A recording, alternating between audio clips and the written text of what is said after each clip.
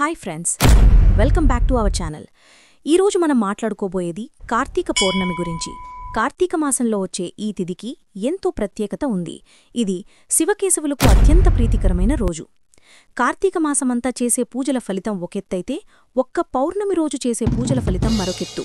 పురాణాల ప్రకారం ఈ కార్తీక పౌర్ణమి రోజునే పరమశివుడు త్రిపురాసురులు అనే రాక్షసులను సంహరించి లోకాలకు శాంతిని ప్రసాదించారు. అందుకే దీనికి త్రిపురి పూర్ణిమ అనే పేరు వచ్చింది.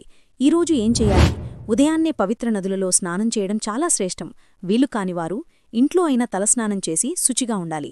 సాయంత్రం వేళ ఆలయాల్లో తులసికోట దగ్గర ఇంట్లో 365 ఒత్తులతో దీపారాధన చేస్తే సంవత్సరమంతా దీపాలు వెలిగించిన ఫలితం దక్కుతుంది.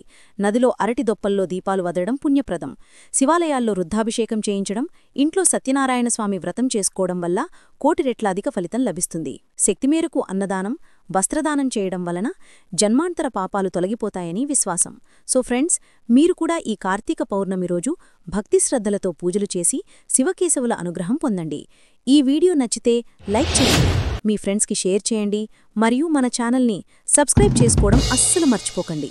అందరికీ కార్తీక పౌర్ణమి శుభాకాంక్షలు.